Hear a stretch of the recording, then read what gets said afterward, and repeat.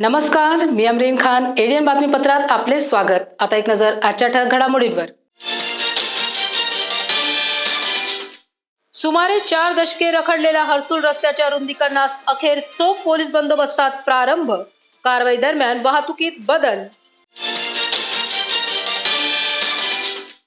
सिद्धार्थ उद्यानातील प्राणी संग्रहालयात 21 प्राणी दाखल, तर 2 पिवळ्या वाघिणी जाणार अहमदाबादला. आता सविस्तर बातम्या. हर्सुल गावातून जाणाऱ्या जळगाव मुख्य रस्त्यावरील बांधकाम काढण्याच्या कारवाईला आजपासून सुरुवात झाली असून कारवाई दरम्यान पुढील 2 ते 3 दिवस सर्व प्रकारची वाहतूक आंबेडकर नगर चौक पिसादेवी बायपास मार्गे वळवण्यात आली आहे. हर्सुल गावातून जाणाऱ्या जळगाव मुख्य रस्त्यावरील बांधकाम काढण्याच्या कारवाईला आजपासून सुरुवात झाली आहे. शहराच्या उत्तर दिशेला असलेल्या हर्सुलच्या अरुंद रस्त्यामुळे 2.5 दशकांपासून निर्माण होणारी वाहतूक कोंडी अखेर दूर होणार आहे. येथील रस्ता रुंदीकरणा आड येणाऱ्या 98 मालमत्तांच्या भूसंपादन प्रक्रियेला प्रत्यक्ष सुरुवात झाली आहे. या सर्व मालमत्तांचे बाधित क्षेत्र पाडून रुंदीकरणाचे काम केले जाणार आहे. यासाठी प्रशासनाकडून चोख पोलीस बंदोबस्त तैनात करण्यात आला आहे. 13 ते 16 फेब्रुवारी दरम्यान हर्सुल गावात बांधकामे पाडण्याची कारवाई करण्यात येणार आहे. त्यामुळे हर्सुल मार्गे सावंगी, फुलंब्री, सिल्लोडकडे जाणाऱ्या सर्व प्रकारच्या वाहनांसाठी हा रस्ता या कालावधीत बंद ठेवण्यात येणार असल्याचे वाहतूक शाखेचे निरीक्षक राजेश मयेकर यांनी सांगितले. दरम्यान त्यांनी पर्यायी मार्ग सुचवले आहेत. औरंगाबादमधून फुलंब्री, सिल्लोडकडे जाणारी वाहतूक हर्सुल टी पॉइंटवरून वळवून आंबेडकर नगर चौक पिसादेवी बायपास मार्गे वळवण्यात आली आहे. तसेच फुलंब्री, सिल्लोडकडून हर्सुल गावात येणारी वाहतूक सावंगी नाका इथून सावंगी बायपास मार्गे नारेगाव, वोखाड टी पॉइंट अशी वळवली आहे, असे पोलिसांनी सांगितले आहे. यापूर्वी 2008 आणि 2022 साली महापालिका आणि सार्वजनिक बांधकाम विभागाने संयुक्तरित्या मोजणी करून भूसंपादन प्रक्रिया सुरू केली होती. मात्र भूसंपादनाचा मोबदला द्यायचा कोणी यावर निर्णय न झाल्याने रुंदीकरण रखडले होते. मात्र अखेर राष्ट्रीय महामार्ग प्राधिकरणाने 2017 साली हर्सुल ते फर्दापूर या राष्ट्रीय महामार्ग क्रमांक 753 Fच्या कामाला सुरुवात केल्याने रुंदीकरण करण्यात येत आहे. हर्सुल गावातील जो जळगाव रस्ता आहे तिथून रस्ता रुंदीकरणाच्या कामासाठी जे अतिक्रमण त्या रोडवर आहे जे गट आहेत हॉटेल्स आहेत ते आता काढण्याचं काम चालू आहे. 13 तारखेपासून 16 तारखेपर्यंत सर्व जे गाळेधारक आहेत किंवा ज्यांच्या घर आहेत त्यांनी सर्वांनी प्रशासनाला सहकार्य केलेलं आहे. त्याच्याबद्दल ऑलरेडी 50% लोकांनी आपापलं सामान त्याच्यातून काढून घेतलेलं आहे. जेवढं शक्य आहे तेवढं आता राहिलेलं काम प्रशासन कोणाचं विरोध नाही. कोणाशी तक्रार वगैरे नाही असं कोण सिव्हिल स्टेशनला तर आतापर्यंत कोणी आलेलं नाही आहे. शांतीपूर्ण चाललं आहे. आज या ठिकाणी हर्सुल आपल्याला एक औरंगाबाद शहरात एंट्री करताना जो बॉटलनेक तयार झाली होती यासंबंधी भूसंपादनाची प्रक्रिया आपण राबवली असून सर्व जे बाधित होणारे भूधारक आहेत त्यांना मोबदल्याबद्दल नोटीस देऊन येत्या 8 दिवसात त्यांना या ठिकाणी पैसे जमा होतील. आणि दरम्यानच्या काळात नॅशनल हायवे, मनपा, महसूल प्रशासन आणि पोलीस प्रशासन यांच्या मदतीने या ठिकाणी जे रोड रुंदीकरण आहे त्याची प्रक्रिया आपण आजपासून चालू करत आहोत. त्याच्यातला पहिला टप्पा म्हणजे हे जे या ठिकाणी बाधित होणारे मालमत्ताधारक आहेत तर यांचं आपण थोडं जे बांधकाम आहे ते या ठिकाणी रुंदीकरणाच्या हेतूने आज पाडत आहोत. बांधित कुटुंब आहे ज्यांचे आज घरं जात आहेत याच्यामध्ये रोडमध्ये, मी सर्वप्रथम त्यांचं अभिनंदन करतो की त्यांनी प्रशासनाची नोटीस घेतल्याबरोबर 3 दिवसापूर्वीच आपली सर्व मालमत्ता काढून घेण्याची तयारी दर्शवली होती आणि कोणा पण विरोध यांचाही विरोध केला नाही, काही नाही आणि खुशीनं सगळे तयार झाले. म्हणून मी त्यांचं मनापासून अभिनंदन करतो गावकऱ्यांचं, आमच्या सर्व 98 लोकांचं. आणि यानंतर मी जिल्हाधिकारी साहेबांचं आणि त्यांच्या पण टीमचं अभिनंदन करतो की त्यांनी आमच्या गावकऱ्यांना सर्व मोबदला देऊनच जसं बोलले होते की मोबदला देऊ आणि मगच आम्ही हात लावू, तर त्याच टाईपमध्ये त्यांनी मोबदला दिल्यावरच इथं नोटीस दिली आणि काल येऊन सांगितलं की बाबा आम्ही उद्यापासून येणार. तर आमचे गावकरी रात्रीपासूनच या ठिकाणी सर्व सामान रात्रभर जागे होते आणि सर्व सामान काढून स्वतःच्या आपल्या मर्जीनं सगळ्यांनी खाली केलं. आता हे प्रशासनाचं हे चालू आहे, तो ये लागणारच होतं पोलिसांवर. सर, जो गरीब परिवार है जिनके पास 7 बार नहीं रजिस्ट्रेशन, उन्होंने कहा जा रहा है उनको भी अभी एसडीएम साहब ने बोले कि भाई उनका भी ये जो गड़बड़ है उनके पीछे 8-4 दिन की, तो ये गड़बड़ के होने के बाद में उनका भी हम कुछ तो भी विचार करेंगे और हम उनके पीछे हैं, हम भी उनके लिए मांगणी करेंगे. रस्त्यालगत उभ्या असलेल्या काही जणांवर कार अंगावर घालून जीवे मारण्याचा प्रयत्न करणारा वकील किरण राजपूत याच्या बचावासाठी वकील संघ व करणी सेनेचे पदाधिकारी सरसावले असून पोलीस दडपशाही करत असल्याचा आरोप लावण्यात आलाय. सातारा परिसरातील बीड बायपास रोड येथील ग्रीन सोसायटी जवळ 6 फेब्रुवारी रोजी दुपारच्या सुमारास उभ्या असलेल्या काही जणांवर कार अंगावर घालून जीवे मारण्याचा प्रयत्न केल्याची घटना घडली होती. याबाबत योगेश अहिरे यांनी सातारा पोलीस ठाण्यात दिलेल्या फिर्यादीवरून वकील किरण प्रकाश राजपूत यासह तिघांवर गुन्हा दाखल करण्यात आला आहे. यातील ॲडव्होकेट किरण राजपूत यांनी फिर्यादी आणि त्याच्या मित्राच्या अंगावर स्वतःची कार टाकून त्यांना जीवे मारण्याचा प्रयत्न केल्याची घटना घडली होती. या घटनेमुळे परिसरात दहशतीचे वातावरण निर्माण झाले होते. त्याच प्रकरणात आता वकील संघाने व करणी सेनेने पोलीस यंत्रणा ही दबावाखाली काम करत असल्याचा आरोप पत्रकार परिषदेमध्ये केला आहे. एक 8 दिवसापूर्वी ॲडव्होकेट किरण राजपूत यांच्यावरती जीव घेणा हल्ला झालेला आहे. अजूनपर्यंत त्यावरती संबंधित लोकांवरती गुन्हे दाखल झाले नाही. नेमकं या मागचं पार्श्वभूमी काय आहे, का त्या ठिकाणी संबंधित लोकांवरती गुन्हे दाखल होत नाही, याच्या मागे राजकीय दबाव आहे का, कुणाच्या दबावाखाली पोलीस प्रशासन काम करतंय, हे आमचं त्या ठिकाणी पोलीस प्रशासन आमचं विचारणं आहे. जर हे 8 दिवसामध्ये संबंधित लोकांवरती गुन्हे दाखल झाले नाही तर आम्ही पोलीस आयुक्तांवर त्या ठिकाणी मोर्चा काढणार आहोत. जो आता किरण राजपूत यांच्यावर जो हल्ला झालाय, ठीक आहे, सराईत गुन्हेगार नाही, त्याच्यामुळे वकील संघ त्यांच्या पाठीशी पूर्णपणे आहे.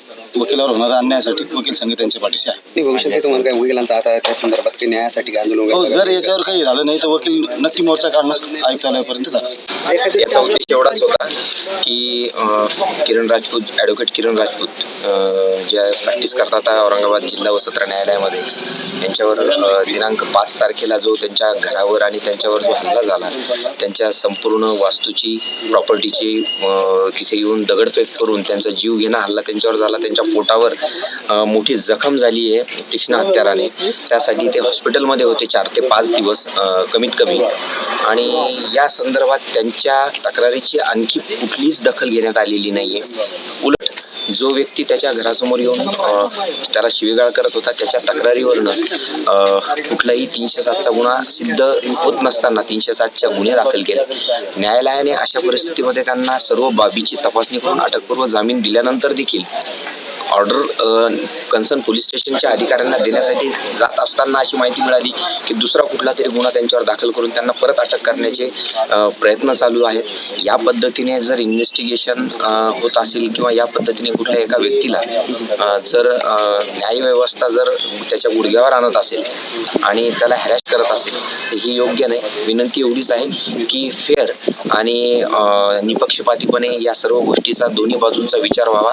किरण राजपूत यांच्याही तक्रारीची किंवा याच्याही म्हणण्याची दखल घेण्यात यावी. अखिल भारतीय पोस्टल कर्मचारी संघटनेच्या 40व्या द्विवार्षिक महाराष्ट्र राज्य अधिवेशनाचे उद्घाटन श्री श्री 1008 महामंडळेश्वर स्वामी शांतिगिरीजी महाराज यांच्या हस्ते वेरूळ येथे संपन्न झाले. यावेळी महाराजांनी पोस्टल कर्मचाऱ्यांच्या कामाच्या प्रामाणिकपणाच्या पद्धतीबद्दल कौतुक केले. अखिल भारतीय पोस्टल कर्मचारी संघटनेच्या 40व्या द्विवार्षिक महाराष्ट्र राज्य अधिवेशनाचे उद्घाटन श्री श्री 108 महामंडळेश्वर स्वामी शांतिगिरीजी महाराज यांच्या हस्ते वेरूळ येथे संपन्न झाले. या कार्यक्रमासाठी प्रमुख पाहुणे म्हणून संघटनेचे राष्ट्रीय general secretary RN Parashar, Janardan Mujumdar, Balkrishna Chalke, Suresh Bansode यांच्यासह राजेश सारंग, अरविंद शिवतारे, दीपक धुमाळ, SN जाधव, संजय साठे, अविनाश घुसारी, शरद पवार, सुरेश सावंत, नागेश नलावडे, महेश सावंत, देवेंद्र परदेशी, प्रकाश खरात, स्वप्नील तुपशेंद्रे आदी उपस्थित होते. अधिवेशनाची सुरुवात सकाळी 8 वाजता भारतीय राष्ट्रध्वज व अखिल भारतीय टपाल संघटनेचे ध्वजाचे ध्वजारोहण RN पराशर, जनार्दन मुजुमदार व मोहन विभूते यांच्या हस्ते करून करण्यात आली. अधिवेशनस्थळी केंद्रीय कर्मचाऱ्यांनी जुन्या पेन्शन योजनेसंदर्भात जाहीर केलेले शपथपत्राचे पोस्टर्स प्रमुख आकर्षण ठरले. अधिवेशनासाठी राज्यभरातून आलेल्या कर्मचाऱ्यांनी जुन्या पेन्शन योजनेच्या मागणीसाठी या पोस्टर्सजवळ जोरदार घोषणाबाजी केली. तसेच या पोस्टरसोबत कर्मचाऱ्यांनी सेल्फी सुद्धा घेतल्या. यावरून कर्मचाऱ्यांमध्ये नवी पेन्शन योजनेविरोधात प्रचंड असंतोष आहे असे दिसून आले. अधिवेशनाचे प्रास्ताविक संघटनेचे महाराष्ट्र राज्य सचिव सुरेंद्र पालव यांनी केले. तसेच सूत्रसंचालन प्रवीण झोंड यांनी केले. तर संघटनेच्या औरंगाबाद परिक्षेत्राचे सचिव शिवनाथ बुजाडे यांनी आभार मानले. कार्यक्रम यशस्वीतेसाठी भागवत शिंदे, वैजनाथ सहाने, पाराजी जाधव, सहदेव सातपुते, रवी भोसले, लक्ष्मीनारायण बजाज, अनिल शेळके, सुरेश सुगधन, रुपाली तकीक, सरिता जयस्वाल, प्रीती भंडारी, प्रियंका भवरे, प्राची सवई, मनीषा कोंडके आदींनी परिश्रम घेतले. एडीएनसाठी तालुका प्रतिनिधी हुसैन पटेल, खुलताबाद. देखिए, ये महाराष्ट्र सर्किल, हमारे यहाँ प्रदेश को पोस्टल में सर्किल बोलते हैं, महाराष्ट्र और गोवा सर्किल की ये सर्किल कॉन्फ्रेंस है, यानी द्विवार्षिक प्रांतीय अधिवेशन। और इसमें प्रदेश में जितनी भी गतिविधियाँ होती हैं, कार्यवाहियाँ होती हैं, उन पर विचार विमर्श होगा और आगे के लिए नई कार्यकारिणी भी बनेगी 2 साल के लिए।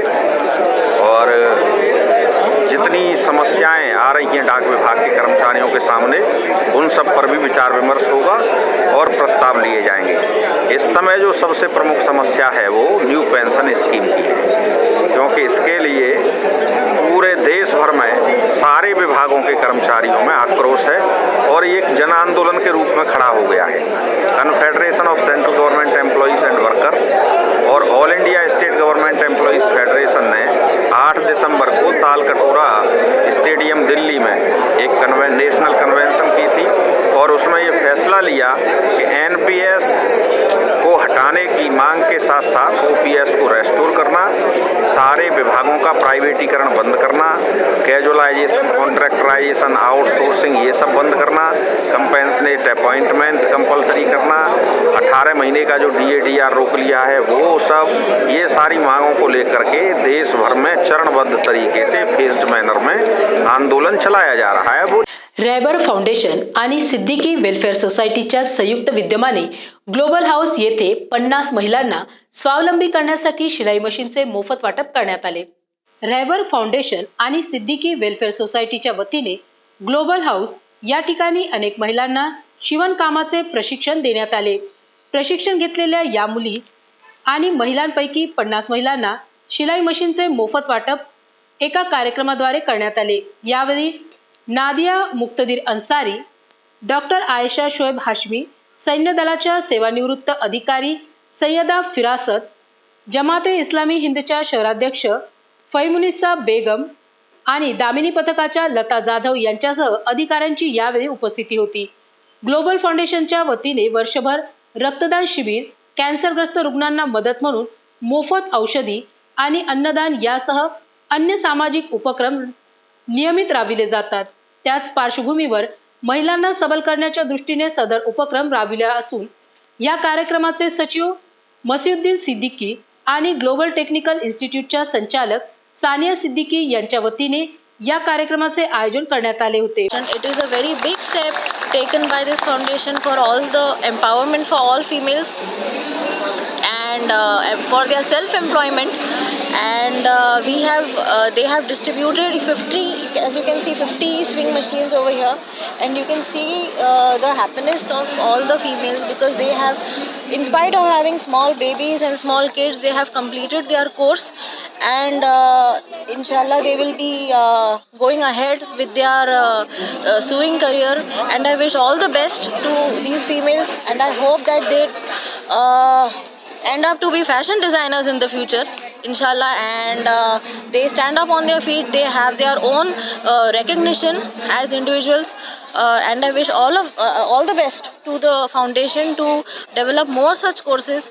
आणि आज आम्हाला ग्लोबल फाउंडेशनच्या सानिया मॅडम यांनी मशीन वाटपाच्या कार्यक्रमाला प्रमुख अतिथी बोलवलं. आमच्या हाताने त्यांचे वाटप केले आणि प्रत्येक स्लम एरियातल्या महिलांना त्यांनी एक रोजगार उपलब्ध करून दिला. त्याबद्दल धन्यवाद. आणि असेच त्यांनी त्यांचे कार्यक्रम होत राहो. त्यांच्या असं त्यांना त्यांची मोठी आज याच्या व्यतिरिक्त जास्त आता आज 40 महिलांना दिले, याच्या व्यतिरिक्त जास्त महिलांना दो आणि आम्ही त्यांच्या शुभेच्छा देतो त्यांना. शहरातील शारदा मंदिर शाळेमध्ये विद्यार्थ्यांना स्वरक्षणाचे धडे शिकविण्यात आले, ज्यामध्ये विद्यार्थिनींनी लाठीकाठीचे प्रयोग कसे करायचे तसेच दंडसाखळीचे देखील प्रयोग शिकविण्यात आले. शहरातील शारदा मंदिर शाळेमध्ये विद्यार्थ्यांना स्वरक्षणाचे धडे शिकवण्यात आले, ज्यामध्ये विद्यार्थिनींनी लाठीकाठीचे प्रयोग कसे करायचे तसेच दंडसाखळीचे देखील प्रयोग शिकविण्यात आले. या शिकवणीमध्ये विद्यार्थिनींनी मोठ्या संख्येने उपस्थिती नोंदवली. शहरामध्ये छेडछाडीचे प्रकार हे मोठ्या प्रमाणामध्ये होत असल्याने मुलींनी स्वतःचे संरक्षण कसे करायचे यासाठी महाराष्ट्र नवनिर्माण सेनेच्या कार्यकर्त्यांकडून शालेय विद्यार्थिनींना सांगण्यात आले. यावेळी मनसे जनहित कक्ष शहर उपाध्यक्ष अमित जयस्वाल, मुख्याध्यापिका डॉक्टर सविता मुळे यांच्यासह शिक्षिका विद्यार्थिनींची उपस्थिती होती. तुम्हाला माहीतच असेल की आपल्या औरंगाबादमध्ये छेडछाडीचे प्रकार खूप वाढले आहेत. जर आपण बॅगमध्ये दंडसाखळी ठेवली तर ती आपल्याला खूप उपयोगी असते. जर आपल्याकडे काही साधन नसेल तरी आपण दुसऱ्यांवर मात करू शकतो. आपण दुसऱ्यांना कसे मारावे, कसे मारावे, आपले स्वतःचे संरक्षण कसे करावे या दंडसाखळी व या पूर्ण उपक्रमात आम्हाला शिकवले आहे. कसं आहे, काळाची गरज बघता स्वसंरक्षण आणि मुलींची शाळा म्हणून किमान आपल्याकडून त्यांना काहीतरी प्रशिक्षण जावं की जेणेकरून भावी आयुष्यातही त्यांना चांगल्या पद्धतीनं उपयोग होईल. स्वसंरक्षणासाठी आम्ही हे लाठीकाठी प्रशिक्षण किंवा साखळी प्रशिक्षण किंवा जी काय वस्तू त्यांच्या हातात असेल तर तेवढी मनगटात ताकद असावी, हातात ताकद असावी या उद्देशानं शाळेला या उपक्रमासाठी परवानगी दिली. शाळेनं यासाठी प्रेरणा दिली. प्रशासन त्यांचं काम करत आहे, पण आता एक जागरूक नागरिक आणि काळाची गरज बघता आपल्याला हा उपक्रम राबवावा लागतोय. प्रशासन जागरूक नाही आहे, म्हणजे प्रशासन त्यांच्या पद्धतीने ते कुठंतरी कमी पडत आहे. त्यामुळेच एवढ्या अपहरणाच्या किंवा मुली मिसिंगच्या केसेस समोर येऊ लागल्या आहेत. बातम्या अजूनही आहेत, मात्र वेळ होत आहे छोट्याशा ब्रेकची. कुठे जाऊ नका, पाहत रहा ADN. मस्त मास्क पहना रे तुम्हें. Thank you sir. वो जान बचाने के लिए पहनना पड़ता है ना सर. रेडीमेड है या टेलर मेड है? ऑनलाइन ऑर्डर किया है सर. एक और है ना सर. देना. बहुत मस्त लगे आपको. ये ना सर. सर ना भाई, जान बचाने के लिए बाइक चलाते वक्त सिर्फ खोपड़े पे मास्क पहनेगा तो खोपड़े को कौन बचाएगा? समझ गया सर. हेलमेट ऑनलाइन ऑर्डर कर, वरना हमेशा के लिए ऑफलाइन हो सकता है. Okay sir. ये ले. चल हम ये भी ऑनलाइन भर दे. हेलमेट पहने, ट्रैफिक नियमों का पालन करे, जिंदगी के सफर को सुरक्षित रखे. ब्रेक नंतर पुन्हा एकदा आपले स्वागत. अहमदाबाद प्राणी संग्रहालय येथील 10 सायाळ, 2 इमू, 3 कोल्हे आणि 6 स्पूनबिल पक्षी हे सिद्धार्थ उद्यानातील प्राणी संग्रहालयात आज दाखल झाले. लवकरच येथील 2 पिवळ्या वाघिणी अहमदाबादला जाणार असल्याची माहिती समोर येत आहे. केंद्रीय प्राणी संग्रहालय प्राधिकरण नवी दिल्ली यांनी दिलेल्या निर्देशानुसार अहमदाबाद प्राणी संग्रहालय येथील 10 सायाळ, 2 इमू, 3 कोल्हे, 6 स्पूनबिल पक्षी हे सिद्धार्थ उद्यानातील प्राणी संग्रहालयात दाखल झाले आहेत. सोमवारी ह्या प्राण्यांचे आगमन औरंगाबादेत झाले. या प्राण्यांची डॉक्टर नीती सिंग, पशुवैद्यक प्राणी संग्रहालय यांच्याकडून आरोग्य तपासणी करण्यात आली आहे. त्यांचे आरोग्य ठीक असल्यामुळे सदर प्राण्यांना सुरक्षितपणे पिंजऱ्यामध्ये सोडण्यात आले आहे व केअरटेकर यांच्याकडून प्राण्यांची देखभाल करण्यात येत आहे, अशी माहिती पशुवैद्यकीय अधिकारी यांनी दिली आहे. तर महापालिकेच्या सिद्धार्थ उद्यान व प्राणी संग्रहालयात वाघांची क्षमतेपेक्षा अधिक संख्या झाली आहे. केंद्रीय प्राणी संग्रहालय प्राधिकरणाने पालिकेच्या सिद्धार्थ उद्यान प्राणी संग्रहालयात वाघ ठेवण्याची क्षमता ठरवून दिली आहे. त्यानुसार प्राणी संग्रहालयात 9 वाघ ठेवण्यास मान्यता आहे. त्यामुळे यातील 2 पिवळ्या वाघिणी अहमदाबादला जाणार असल्याची माहिती समोर येत आहे. महानगरपालिकेच्या वतीने रखडलेली नोकर भरती तात्काळ करण्यात यावी, अशी मागणी राष्ट्रवादी युवक काँग्रेसच्या वतीने प्रशासनाकडे करण्यात आली. आज राष्ट्रवादी युवक काँग्रेसच्या वतीने जळगाव रोडवरील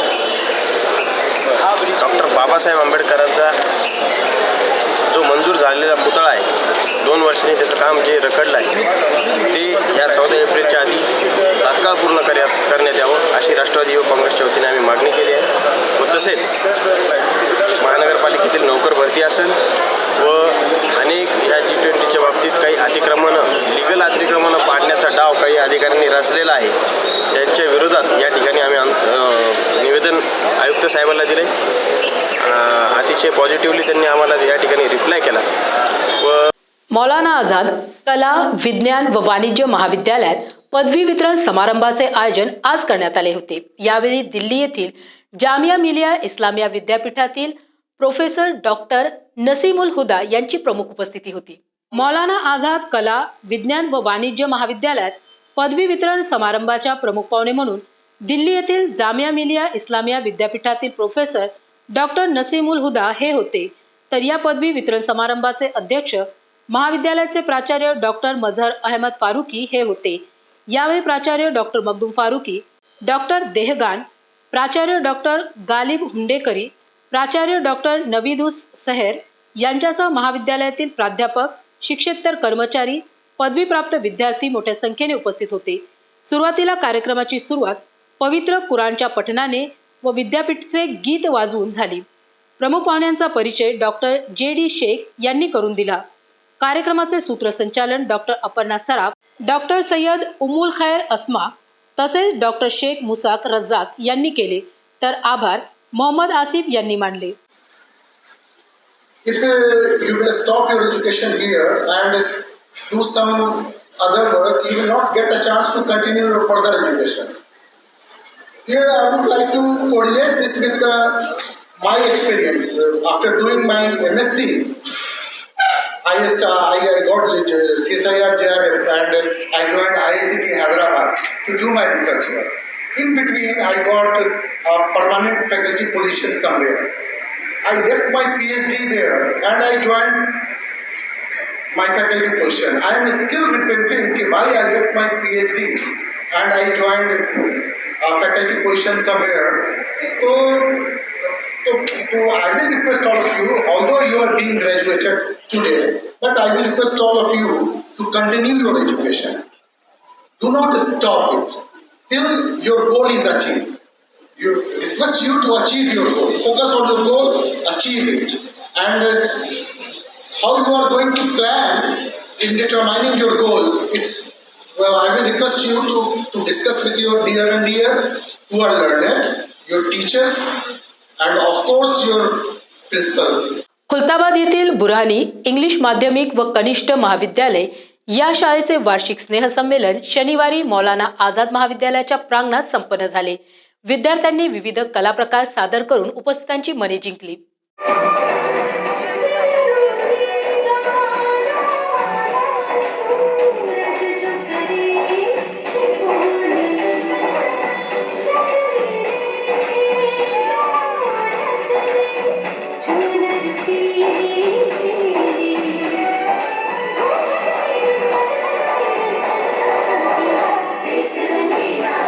खुलताबाद येथील बुरहानी इंग्लिश माध्यमिक व कनिष्ठ महाविद्यालय या शाळेचे वार्षिक स्नेहसंमेलन शनिवारी मौलाना आझाद महाविद्यालयाच्या प्रांगणात संपन्न झाले. विद्यार्थ्यांनी बालगीते, ड्रामे, कव्वाली, देशभक्तीपर गीते अशा अनेक गाण्यांवर नृत्य सादर करून उपस्थितांची मने जिंकली. कार्यक्रमाचे अध्यक्ष मोहम्मद एजाज हे होते. तर प्रमुख पाहुणे म्हणून डॉक्टर गनी पटेल, आबेद जहागीरदार, शरफुद्दीन रमजानी, शेख अय्यूब यांच्यासह बुरहानी संस्थेचे अध्यक्ष शेख मुजिबुद्दीन हे उपस्थित होते. कार्यक्रम यशस्वीतेसाठी शाळेचे मुख्याध्यापक शेख नाझनीन यांच्यासह शाळेतील शिक्षकांनी परिश्रम घेतले. या प्रसंगी विद्यार्थी आणि पालक मोठ्या संख्येने उपस्थित होते. कार्यक्रमाचे सूत्रसंचालन शाळेतील विद्यार्थ्यांनी शेख तैयबा यांनी केले. तर शिक्षिका शेख आफरी यांनी सर्वांचे आभार मानले.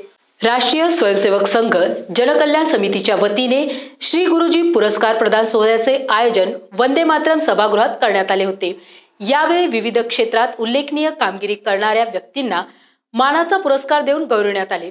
या प्रसंगी व्यासपीठावर प्रमुख अतिथी हबप चैतन्य महाराज देगलूरकर, पुरस्कार्थी डॉक्टर क्षमाजी मेत्रे व अमूलचे प्रतिनिधी, माहिती तंत्रज्ञान व कार्यान्वयन प्रमुख मनोजभाई मुंधडा, राष्ट्रीय स्वयंसेवक संघ देवगिरी प्रांत संघ संचालक अनिल भालेराव, श्री गुरुजी पुरस्कार स्वागत समिती अध्यक्ष रेखा राठी, प्रांताध्यक्ष डॉक्टर रवींद्र सातारकर व गोवर्धन अग्रवाल यांची प्रमुख उपस्थिती होती. या प्रसंगी महिला सबलीकरणाच्या क्षेत्रात उत्कृष्ट कार्य केल्याबद्दल धर्मशाला हिमाचल प्रदेशच्या सामाजिक कार्यकर्ता Chinmaya organisation of rural development या संस्थेच्या संस्थापक डॉक्टर क्षमा मेत्रे यांना पुरस्कार प्रदान करण्यात आला. तसेच पर्यावरण क्षेत्रात प्रभावी कार्य करणाऱ्या अमूल ब्रँड असलेल्या खेडा जिल्हा सहकारी दूध उत्पादन संघ लिमिटेड आनंद यांना प्रदान करण्यात आला. अमूलचे प्रतिनिधी मनोजभाई मुंदडा यांनी तो स्वीकारला. पुरस्काराचे स्वरूप ₹1,00,000 राशी, सन्मानपत्र, गौरव चिन्ह, शाल व श्रीफळ हे होते. तसेच चिन्मय ऑर्गनायझेशनमधील विशेष कार्याबद्दल नरेंद्र पॉल यांचा सत्कार सीमा कुलकर्णी यांच्या हस्ते करण्यात आला. प्रारंभी राष्ट्रीय स्वयंसेवक संघाचे द्वितीय सरसंघचालक परमपूज्य श्री गुरुजी यांच्या जीवन कार्याचा परिचय करून देणारी ध्वनिचित्रफीत दाखविण्यात आली. श्री गुरुजी पुरस्कार निमित्त तयार केलेल्या स्मरणिकेचे प्रकाशनही या प्रसंगी उपस्थित मान्यवरांच्या हस्ते करण्यात आले. कार्यक्रमाचे प्रास्ताविक जनकल्याण समितीचे प्रांताध्यक्ष डॉक्टर रवींद्र सातारकर यांनी केले. त्यात त्यांनी जनकल्याण समितीच्या सेवा कार्याची माहिती दिली, तर आभार प्रदर्शन रेखा राठी यांनी केले. लोक चेतना की जागृति का शंखनाद कर रहे हैं. हृदय की गहराई से धन्यवाद देती हूँ इस पवित्र कार्यक्रम के प्रमुख वक्ता का, जो अपनी वाणी के अनमोल फूंकों से हम सभी के मनोमस्तिष्क पर स्नेह का आशीर्वाद चंदन तिलक लगाएगी. परहित को निजी माने, जनसेवा को सब कुछ जाने, उन्हीं कमी क्या जीवन में जो दूजों का दर्द पहचाने, ऐसे विराट व्यक्तित्व की धनी पद्मश्री डॉक्टर क्षमा जी मेत्रे, इनका हृदय से हम आभार व्यक्त करते हैं, जिनको सम्मानित करना मानव सूरज को दर्पण दिखलाने का अभूतपूर्व कार्य समान है. सच में उनकी ज्ञान गंगा, उनके कार्य समर्पण, उनकी निष्ठा को प्रणाम. अनेकों की प्रेरणा स्रोत इन विधिशुकों फिर से एक बार बहुत बहुत बहुत धन्यवाद. शेवटी पुन्हा एकदा आजच्या ठळक बातम्या. सुमारे 4 दशके रखडलेल्या हर्सुल रस्त्याच्या रुंदीकरणास अखेर चोख पोलीस बंदोबस्तात प्रारंभ. कारवाई दरम्यान वाहतुकीत बदल. सिद्धार्थ उद्यानातील प्राणी संग्रहालयात 21 प्राणी दाखल, तर 2 पिवळ्या वाघिणी जाणार अहमदाबादला. आणि याबरोबरच हे बातमीपत्र इथे संपलं. पुन्हा भेटूया पुढील बातमीपत्रात. तोपर्यंत पाहत रहा ADN, औरंगाबादकरांच्या हक्काचं बातमीपत्र.